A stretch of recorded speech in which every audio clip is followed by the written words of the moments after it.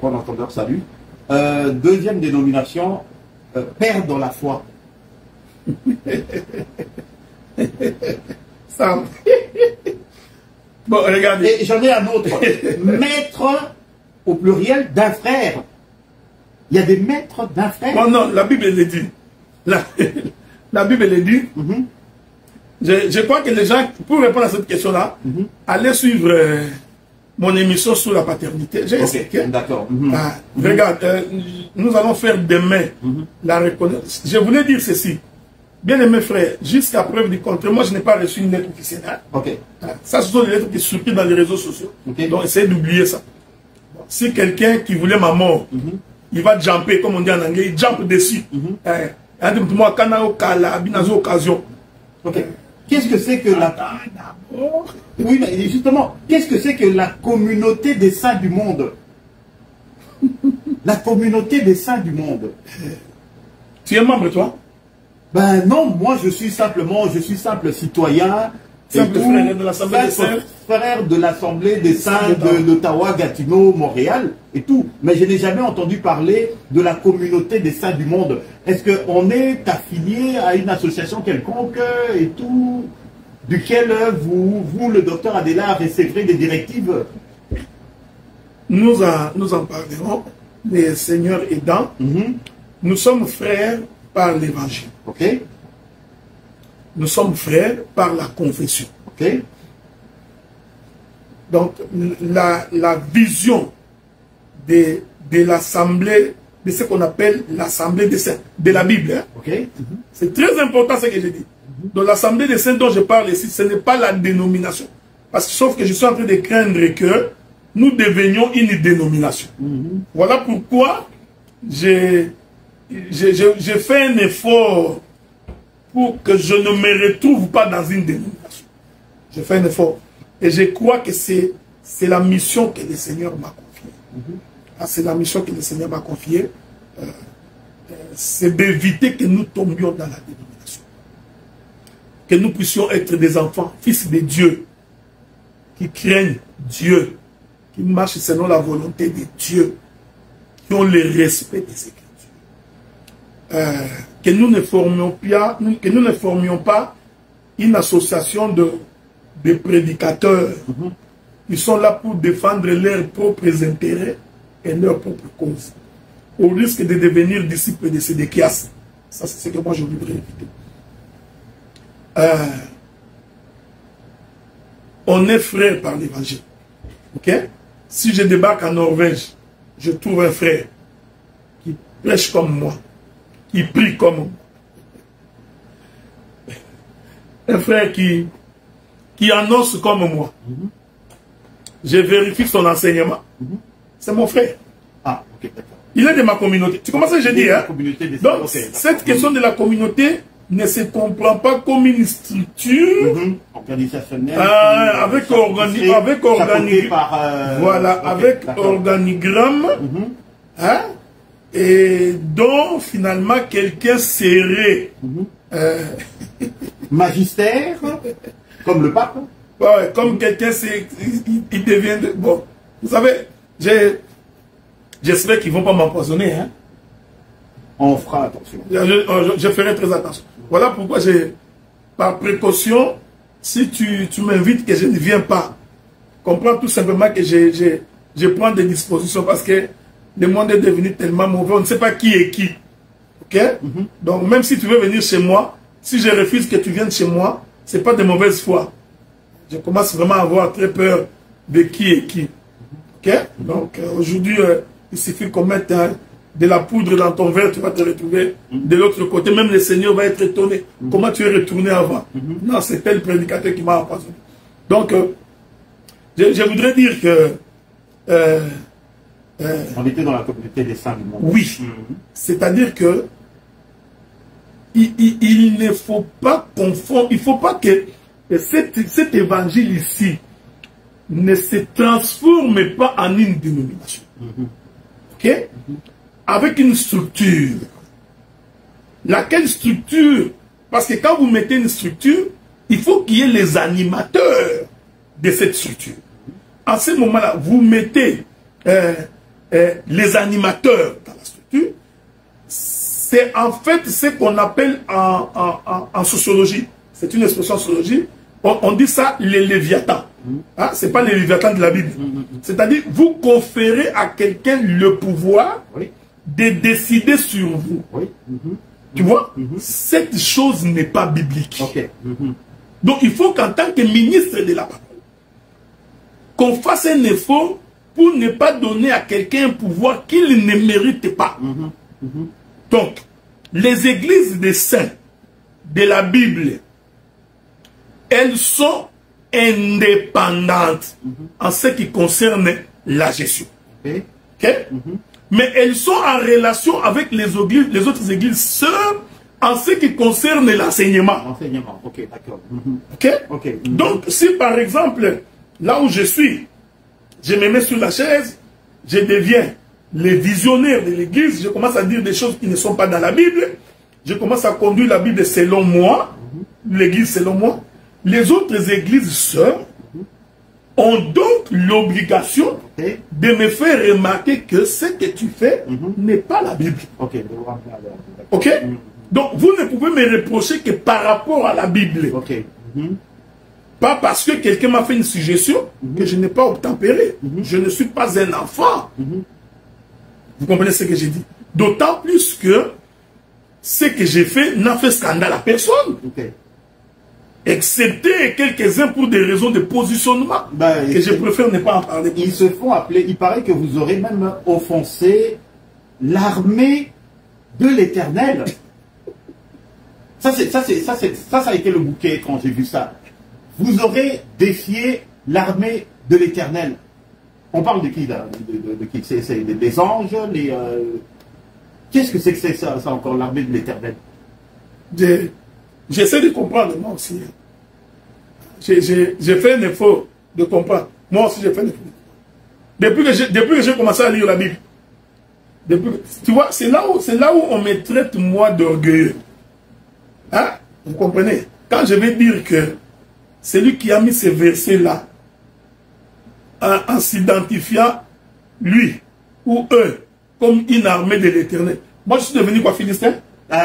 Justement, tu vois, quand Moïse jette les bâtons par terre, il devient un serpent. Pour les récupérer, il faut savoir où tenir. Quand vous ne savez pas manipuler les Écritures, c'est ce qui tue les gens. Surtout quand vous touchez les Écritures de l'ombre. Vous savez, c'est là où j'ai toujours béni Dieu. Parce que le Seigneur nous a ouvert les yeux à cette époque-là sur la manipulation des Écritures de l'ombre. Quelqu'un va venir ici, non, l'ombre nous sert aussi d'exemple. C'est ce qu'il dit.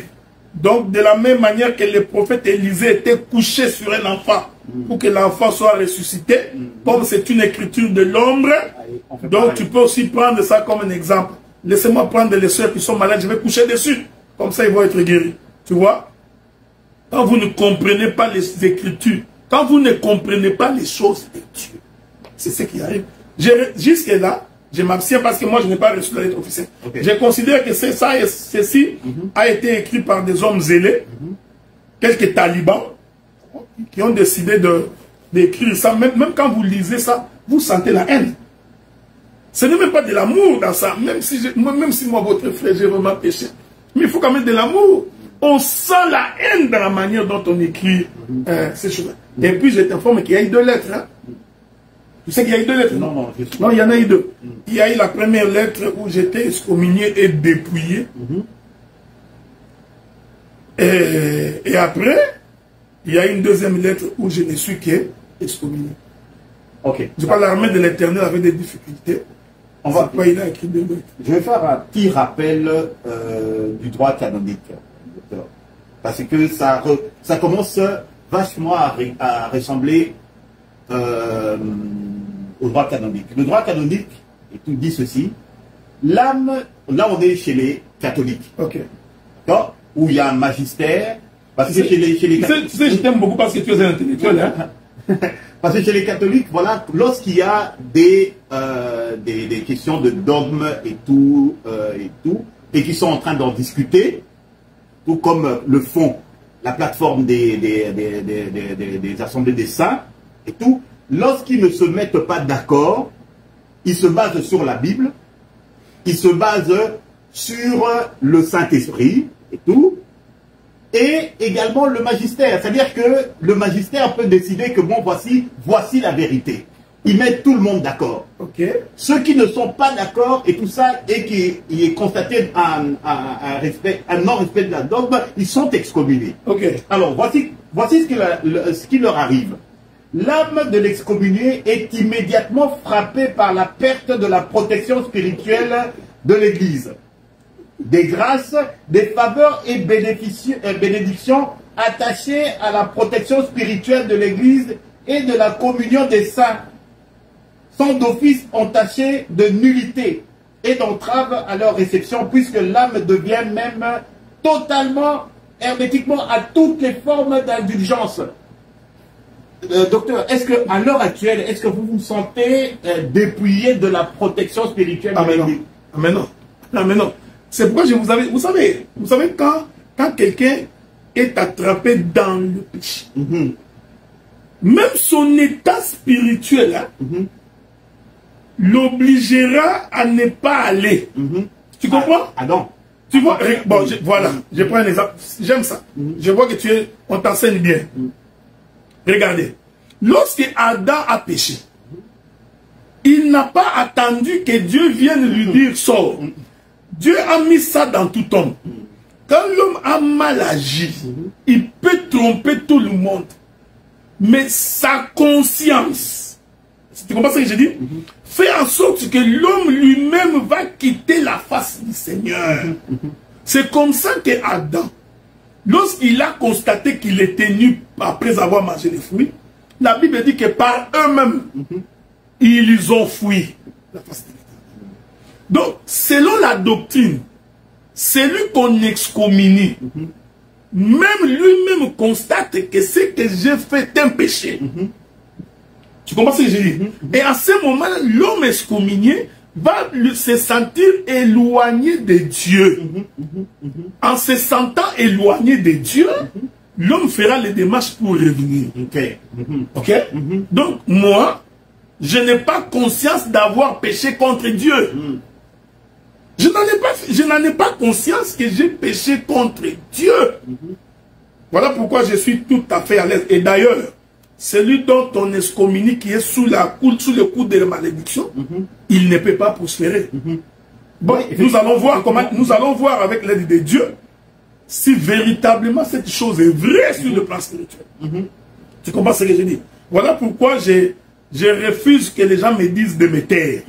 Parce que me taire, c'est en quelque sorte accepter quelque chose qui me rabaisse, qui ferait en sorte que par moi, tous ceux qui viendront derrière vont fermer la bouche. Non, vous ne pouvez pas fermer la bouche lorsque quelque chose de dérivationnel est en train de s'infiltrer dans les camps.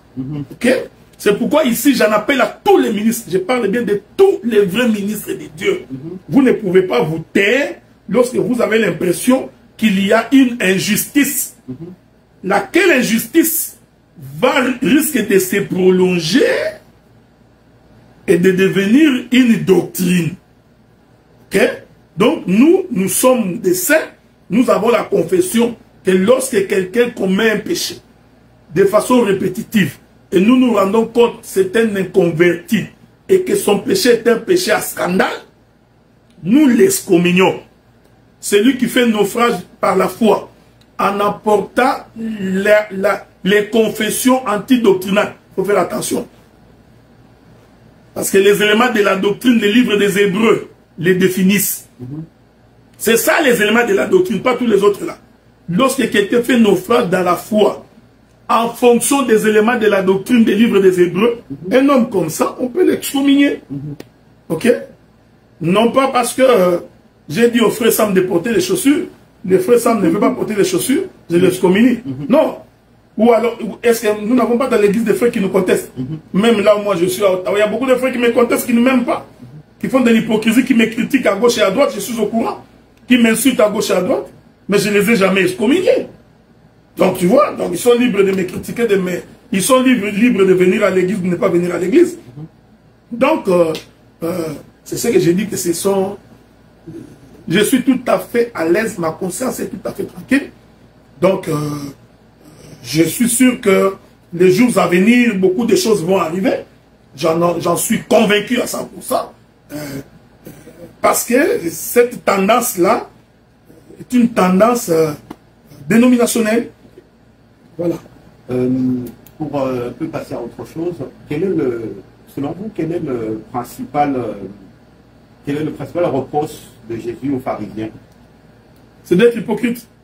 Est-ce qu'il y a encore parmi nous beaucoup de chrétiens qui affichent ce comportement-là? Il y a beaucoup d'hypocrites. Il y a beaucoup trop d'hypocrites. Bon, regardez. Vous savez, des fois c'est chagrinant. Hein? Ça fait de la peine. Il y a tellement d'hypocrites qu'à un moment donné, tu te poses...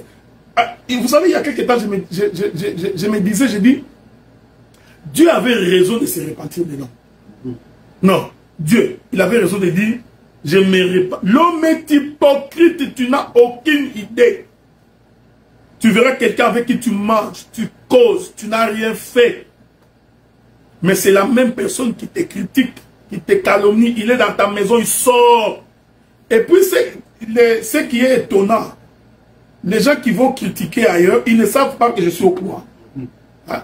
Mais je vous informe que je suis au courant. Il y a même des frères que je salue, mais je sais qu'il est entré dans la maison de tel, il a appelé tel frère, il a parlé sur moi. Je sais. Ah bon? Ah ouais, mais moi je n'ai pas ce tempérament-là de chasser les gens. Je n'en ai pas. Ok? Ils sont iront de... Oh non, non, t'inquiète pas. Quand quelqu'un ne t'aime pas, il ne t'aime pas. Ok? Donc, c'est ce que je voudrais dire. Donc, ici, je voudrais tout simplement rassurer les frères que moi, j'ai tout à fait ma conscience tranquille. Donc, je crois que le Seigneur nous aidera dans cette marche que nous faisons. Mais des hypocrites, il y en a beaucoup. Je vais donner quelques exemples. Quand vous êtes réunis entre vous, les prédicateurs, et que vous avez au milieu de vous un prédicateur voleur, vous savez que c'est un voleur. Vous le savez. Mais vous vous cachez la face. Nous avons des prédicateurs qui insultent. Ils insultent dans une prédication. Bon, sans qu'on... Moi, je ne peux même pas dire combien de fois j'ai été insulté. C'est pas grave. Nous avons des prédicateurs voleurs. Nous en avons des cupides. Des impudiques. Nous en avons beaucoup. Voyez-vous? Ça, ce sont des choses sur lesquelles il faut parler. Pourquoi vous laissez l'essentiel? C'est pourquoi parlons de ces choses-là sérieuses. Des prédicateurs qui sont à la recherche. Je profite, hein, comme j'ai le micro, j'en profite. Écoutez, moi je ne suis pas un prédicateur cupide. Hein. Je suis ce que David avait dit, je ne suis pas riche, je ne suis pas pauvre. Sans vous manquer du respect, nous ne vivons pas la même réalité avec les prédicateurs qui sont outre-mer. Nous qui sommes dans les pays occidentaux, nous ne vivons pas des offrandes et des salaires des serviteurs. Non, nous ne vivons pas de ça. J'ai mis mon doigt à couper si en tant que prédicateur de l'évangile,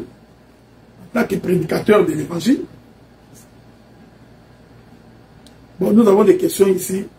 J'ai une question pour vous. Écris-moi la question du pasteur Léonard Kabounda, amène-moi ça. Je vais lire ça, amène-moi ça. Donc, nous travaillons. Nous travaillons, même quand nous déplaçons pour aller annoncer l'évangile, ce ne sont pas les membres des églises qui nous achètent les billets. Hein? J'ai entendu des gens qui ne nous connaissent pas, qui parlent de n'importe quoi. Nous ne sommes pas allés à Lyon avec les billets des frères de Lyon. À ce sujet, vous avez même dit un jour que un ministre ne doit pas être un homme pauvre sous peine de ne pas être considéré. Est-ce que c'est essentiel qu'un ministre... Oh, mais regardez, quand le Seigneur a donné aux fils de Lévi, les sacrificateurs, quand il leur a donné les villes de refuge pour habitation, il les a aussi donné les banlieues. Okay. La Bible dit qu'il les a donné les banlieues pour faire quoi? Pour élever leurs troupeaux. Donc, un sacrificateur, d'abord, comme ça, n'était pas un homme pauvre. Donc, il avait la possibilité de faire de l'élevage dans ces banlieues, d'élever ce troupeau. Donc, nous sommes de ces ministres-là, c'est-à-dire que nous œuvrons, vraiment honnêtement, nous servons Dieu parce que nous l'aimons. Mais bien aimé, si c'était une question d'argent, moi, je cesserais de prier. Je cesserais d'aller à l'église parce que, bien au contraire, nous donnons de notre argent. Je suis avec le pasteur Azaf ici. Sans citer les autres, moi, ma maison et la maison du pasteur Azaf, nous donnons chaque mois pas moins de 450 $ à l'église. Pas moins. Et je peux, juste nos deux maisons là. Je peux le témoigner. Juste nos deux maisons. Même le fils d'Azaf. Même le petit Azaf qui a une année ou quelques mois là, bon, ouais. Il contribue. Donc en fait, nous ne servons pas Dieu pour le ventre. Tu comprends ce que je dis? Nous avions une vision. La vision, nous allons la réaliser. Je l'ai dit, je suis en train de le répéter. La vision que le Seigneur nous a confiée, nous la réaliserons dans ce pays. Nous, si le Seigneur nous prête vie, nous achèterons un bâtiment, un grand bâtiment. C'est ça la vision que j'ai. J'ai autre chose. Je sais où j'en vais. Pour ne pas être à courir derrière quand on ne te donne pas l'offrande, tu es en colère. Quand on ne te donne pas la dîme, tu es en colère. Non. Quand tu vois un frère prospérer. Quand tu vois un autre frère prospérer, tu es jaloux. Tu veux l'abattre. Tu veux l'abattre. Non. Donc c'est ce que j'ai dit. Nous, honnêtement là, il n'y a aucune gloire à tirer dans ces choses. Aucune gloire. Il n'y a ni argent ni gloire dans cela. Donc vous comprenez ce que j'ai dit. J'ai reçu la question. Bon, comment toi au Canada, Kinshasa, tu es excommunié et toi tu es pasteur international. Comment les nationaux... Non mais écoutez, c'est ce que je vous ai dit. On ne peut pas m'excommunier. C'est ce que je suis en train de vous dire. On ne peut pas m'excommunier. C'est pourquoi je vous ai dit ici que si je dois être excommunié, c'est mon église locale qui doit m'excommunier. Ça, c'est ça la doctrine. C'est ça la doctrine. Vous ne pouvez pas faire autrement. Donc, tous ceux qui ont appuyé cette décision sont des fanatiques. Ce sont des gens qui ne m'ont jamais aimé. Vous voyez? Donc, les gens qui soutiennent ça, ils n'ont jamais été avec moi. Comment toi, tu es un frère? Pour le salut de ton âme, tu écoutes quelqu'un qui est en Afrique qui te dit quitte là-bas. Et tu prends un papa comme toi. Vous avez appelé un pote. Vous lui avez appelé Foufou na mbongo poche à moutouti. Quelqu'un t'appelle, il te dit quitte. Piok, piok, piok, au quitter. Non! C'est que tu n'as pas compris pourquoi tu priais. J'ai dit, je répète. Si j'avais commis un péché dans mon église locale, mais mettez-moi à terre, parlez avec moi, convainquez-moi. Mais je vous dis, je me mettrai à côté calmement en train d'attendre. Et je viendrai vous demander pardon parce que j'ai commis un péché en réparant. Non. Quelqu'un, dans sa chambre, au Congo, décide que puisque je n'ai pas écouté son conseil, sa recommandation, je dois être excommunié. Et qui s'est dit membre de l'armée de l'Éternel. C'est pourquoi je vous dis que cette excommuniation-là, tous ceux qui l'appuient, ce sont tous des sous-ministres, ce sont des gens qu'on peut traîner. Vous savez, c'est la pauvreté. Je m'excuse beaucoup de vous le dire. Il y a une question monétaire là-dessus. Oui, il y a une question monétaire là-dessus. Donc, mais acceptez de souffrir, mais défendez la cause de l'évangile. Vous ne pouvez pas déshabiller Saint Paul pour habiller Saint Pierre. Vous comprenez l'expression, non? Donc, à notre niveau, dans la trempe où je suis arrivé, si quelqu'un veut m'excommunier, c'est mon église locale. Donc, demain, nous allons faire la main d'association à Azaf. Il va devenir collègue comme moi. Si je commets un péché, même lundi, Azaf peut m'excommunier. Hein? Il va me démontrer, docteur, tu es excommunié. Vous comprenez? Mais vous ne pouvez pas. Parce que, vous savez, ça va être difficile parce que je vais encore quelque part. Je vais encore sortir encore. Parce que j'ai encore quelque chose à faire ailleurs, en dehors du Canada. C'est pourquoi j'avais dit à un frère, il y en a certains qui sont arrivés au Canada ou dans des pays étrangers pour devenir des commerçants. Tu es devenu citoyen français ou citoyen belge, une occasion pour toi de devenir commerçant. Ça, c'est ta mission. Mais moi, je suis devenu Canadien pour circuler le monde. Okay. Ça, je vous informe parce que vous ne le savez pas. Et prêcher l'évangile. Dieu m'a donné la citoyenneté canadienne pour circuler le monde. Et je ne circule pas pour autre chose que pour l'évangile. Tous mes voyages que j'ai faits, je ne me suis jamais déplacé pour autre chose, si ce n'est que pour l'évangile. Donc j'ai compris que la citoyenneté canadienne que j'ai reçue, ce n'est pas pour me vanter, c'est pour que je puisse prendre des avions sans visa et aller annoncer l'évangile. Voyez-vous, nous avons là, vous perdez votre temps. Marcelo est en train de vous coiffer, il est dans les îles. Vous, au lieu de faire l'œuvre, que l'évangile se propage. Non, regardez comment vous perdez votre temps. On perd de vue l'essentiel. Vous perdez les vies. Donc vous êtes incapable. Les îles ici, les îles. Les gens qui n'ont pas l'évangile sont dans les îles. Ils partent, ils prêchent, ils partent à Haïti, les Antilles, Martinique. Non? À part les pasteurs Philippe et les pasteurs Jojo qui sont allés une fois. Non, les gens perdent leur temps. Il est qui? C'est quoi? Il y a même un prédicateur courageux qui est. Vous savez, la haine est une mauvaise chose. Il y a même un prédicateur qui a dit, cet Adélard-là, il croit être quelque chose, il va voir, nous allons lui envoyer du vent. On a ndoki. Tokotinde la yemope. Pour le baralokwa mon. Mais ya moluba mais le baralokwa mon. Tokotinde la yemope makasi na Canada. Tokobenga bat bazan l'église na ye o bazaka na biso koto babima bima. Vous voyez? Ce sont des un sorcier, il déclare sa sorcellerie devant tout le monde. Tout le monde écoute. Personne ne dit un mot. Je suis assis là-bas, j'ai écouté, j'ai dit, vraiment, je suis entouré de sorciers. Mais ce sont des pratiques qui se font chez les musiciens. C'est comme ça qu'ils règlent leur compte. Donc j'ai entendu ça, je me suis dit, mais nous sommes, même si je ne suis pas d'accord avec vous, même si mon point de vue, je vais traduire mon frère, quelqu'un demande la traduction. Même si je ne suis pas de même avis que vous, mais il y a des choses que vous ne pouvez pas dire comme serviteur de Dieu. Ce frère-là va déclarer. Adélard, il se croit être quelque chose parce qu'il mange les beefsteaks au Canada. Il a dit ça. Il a dit ça. Nous allons lui envoyer du vent. Il sentira un vent qui va souffler là-bas. Nous appellerons nos fidèles qui ont quitté l'Afrique, qui sont là-bas à Montréal, d'ailleurs, à Ottawa, de sortir. Mais appelez-les qui sortent. Ce qui confirme bien qu'il y a encore des gens non, mais c'est simple. Non, c'est ça que j'ai dit, qu'ils les appellent, qu'ils sortent. Quoi le problème? Comme ils étaient venus en mission que vous leur avez envoyé, qu'ils n'étaient pas venus pour prier le Seigneur, eh bien qu'ils sortent. Parce que, d'ailleurs, nous sommes tout à fait à l'aise. Parce que la plupart, les 80% de ceux qui prient avec nous ne sont pas venus de vos assemblées des saints du Congo. Ce sont des gens à qui nous avons prêché l'évangile ici, qui nous ont écoutés ici, qui ont cru ici et qui marchent avec nous. Ils n'ont pas besoin de connaître. Les gens qui nous posent des problèmes ici, ce sont beaucoup des exodés. Permettez l'expression. Les gens qui ont fait l'exode urbain. Hein? Donc, c'est ça. Et qui n'ont pas compris.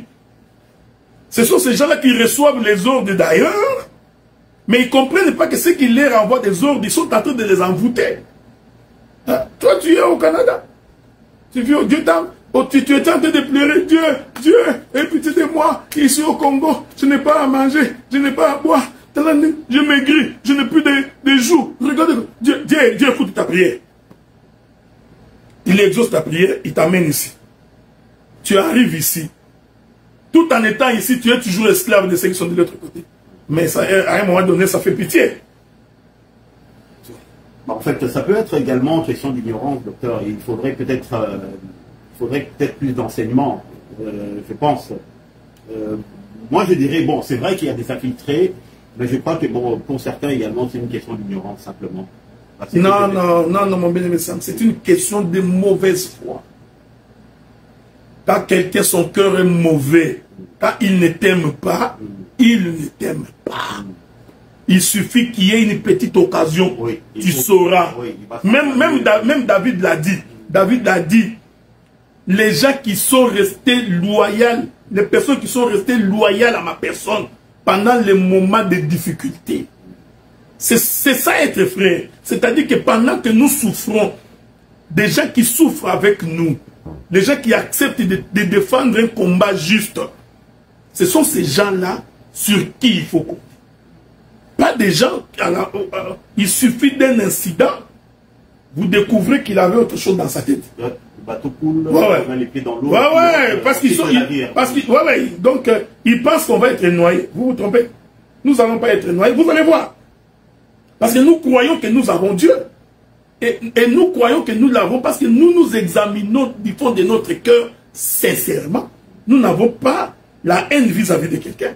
Même les gens qui nous insultent, nous n'avons pas la haine contre eux. Voilà pourquoi nous aurons toujours les dessus. Donc, je ne peux pas comprendre qu'il y a même des frères. Ils n'ont même pas encore attendu savoir la suite des événements. Poudre d'escampette. Déjà, il s'est réduit. En tout cas, docteur, je pense que vos explications ont été claires. Et merci encore beaucoup de vous être prêté volontairement à ces jeux de questions-réponses. Peut-être un mot de la fin. Vous avez quelque chose à ajouter? Non, d'abord je voudrais rappeler que demain nous avons la reconnaissance ministérielle du pasteur Azaf. C'est ce que nous allons faire. Qui exerce à l'Assemblée de Saint d'Ottawa. Depuis combien de temps maintenant? On est avec lui depuis 2015, je crois, 2016. Ok. Pratiquement. Donc, c'est demain que nous ferons. Et puis, l'Assemblée des Saints de Montréal, ils auront culte demain, prêché par le pasteur Marcel. Okay.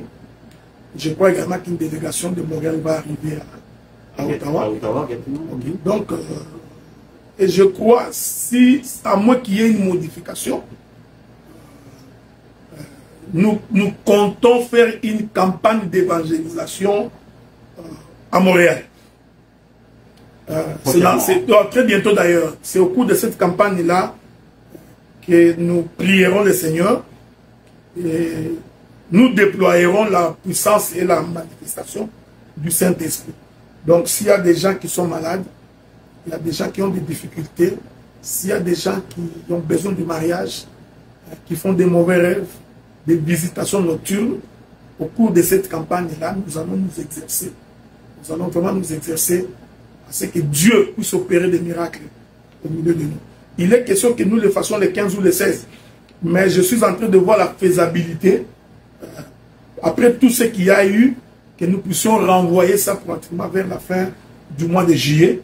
Question de nous préparer pour que la chose se passe aussi clairement. La deuxième chose que je voudrais dire, je voudrais ici faire appel aux hommes de Dieu épris de justice. Vous qui craignez Dieu, vous qui servez Dieu en toute sincérité, essayez de ne pas entrer dans un jeu dénominationnel. Et en tant que ministre de Dieu, vous devriez avoir l'esprit d'indépendance.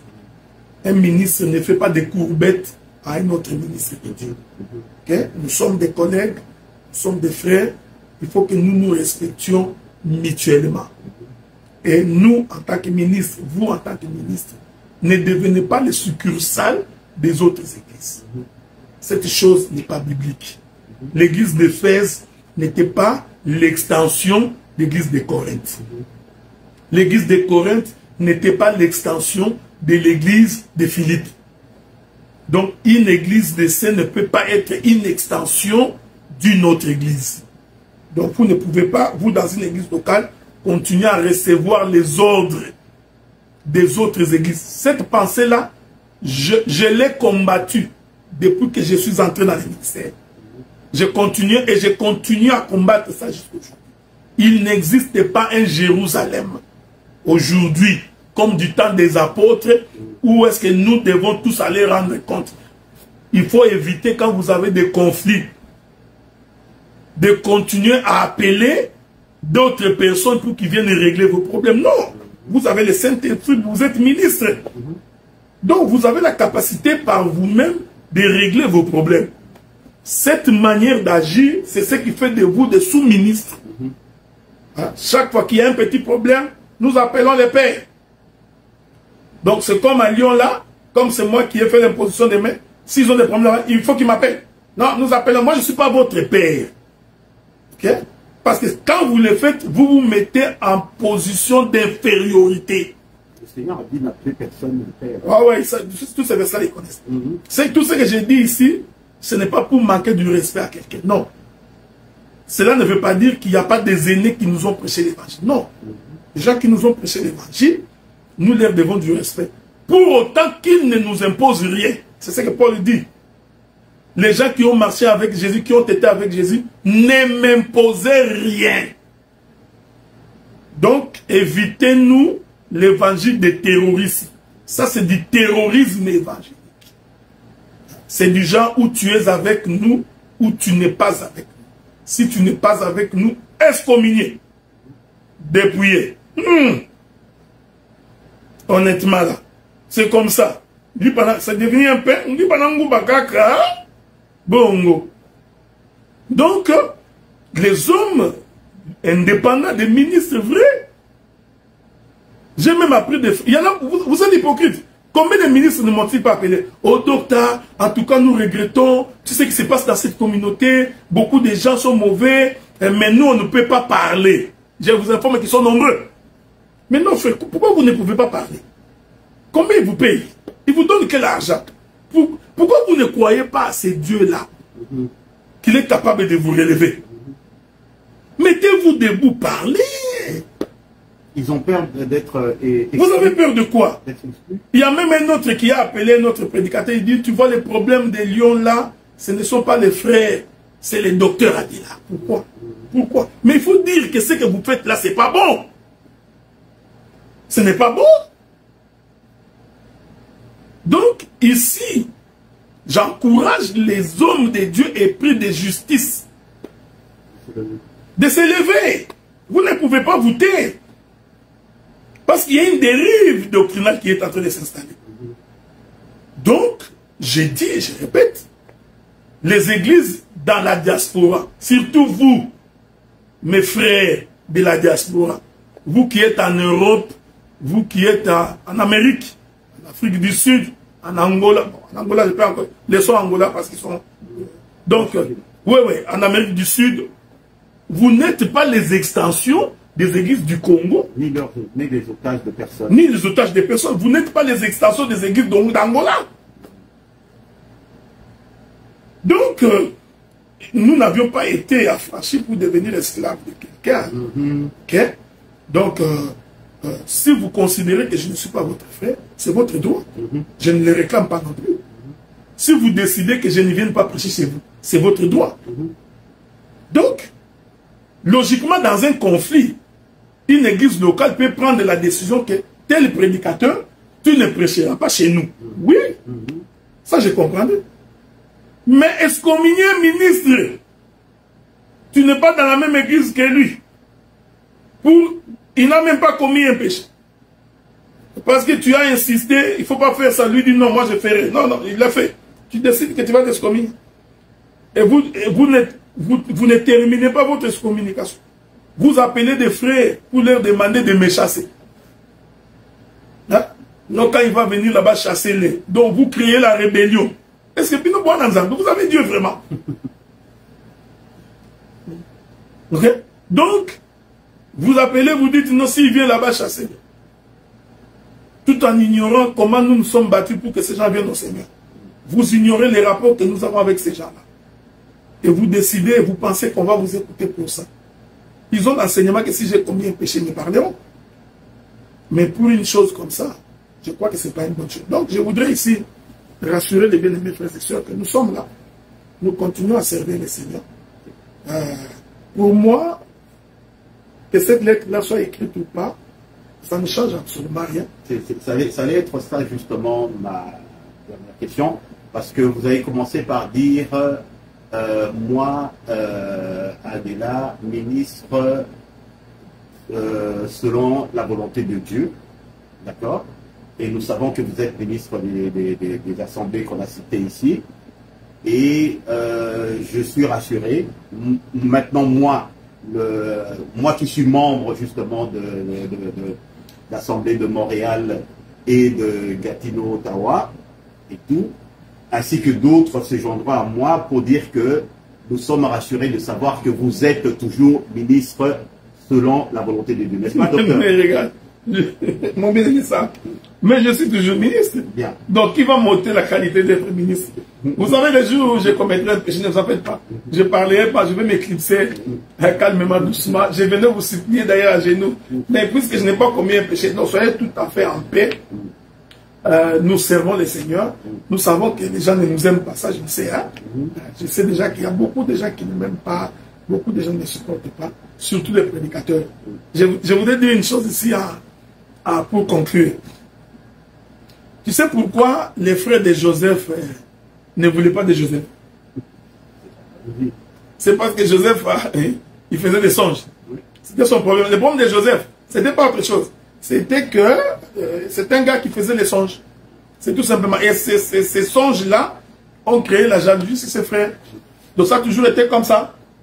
Pourquoi on ne parle que de moi? C'est comme je dis au début là. Hein, je suis devenu comme Fantomas. Lui de finesse me voit partout. Hein, il y a même quelqu'un qui a dit, il a republié l'affiche, alors que je n'avais pas republié l'affiche. Donc Fantomas, il me voit partout. Dès que je tousse, Fantomas.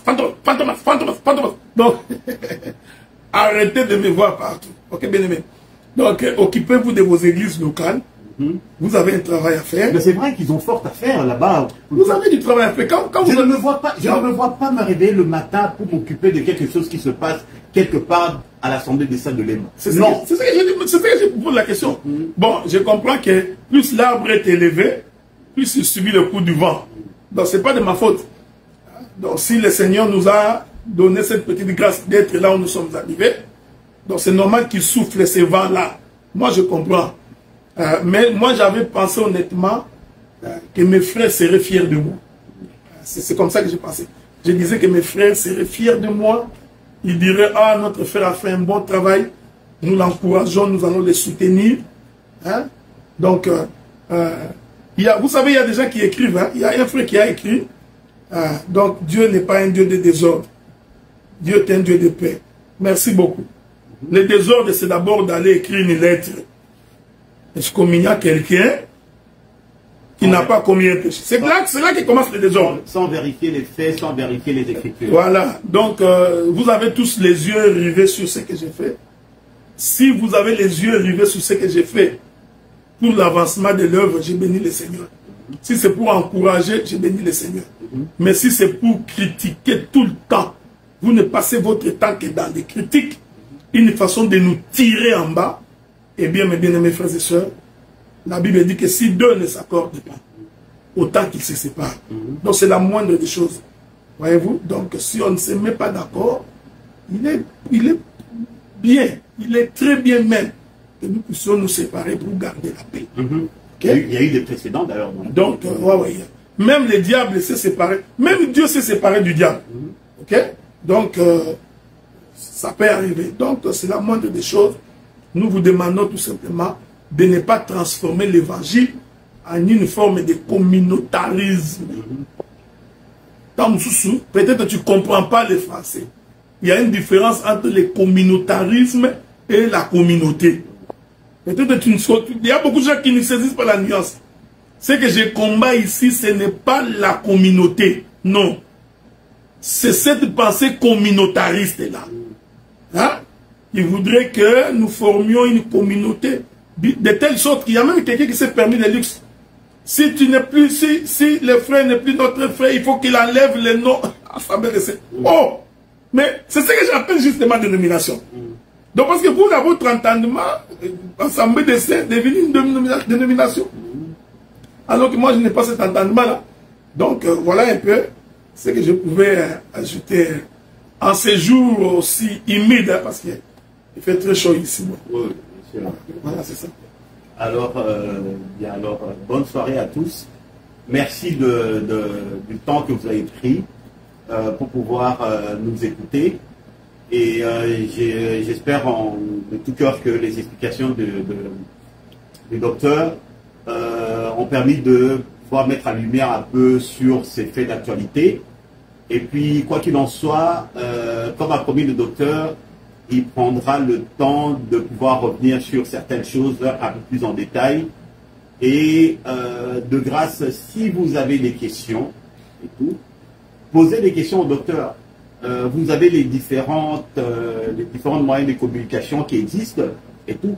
Posez les questions au docteur, mais avant d'aller dans les ondes, sur les ondes et commencer à vous exclamer et à dire des choses qui vont à un moment ou à un autre, parce que ne vous inquiétez pas, tout ce qu'on dit est consigné quelque part et vérifié. Il y a des gens qui sont là pour vérifier. Même les bêtises qu'on dit sont vérifiées. Il y a des personnes qui sont à l'affût de l'information qui peuvent vérifier. Alors, avant de parler et tout, moi je dirais plutôt aller vérifier les faits, aller vérifier les écritures. Alors, sur ces, bonne soirée, docteur. À bientôt et puis bonne chance. Ah ouais, non, j'ai sali l'armée de l'Éternel. Ça, c'était le non, ça va finir. Donc, voilà. Que Dieu vous bénisse. Donc,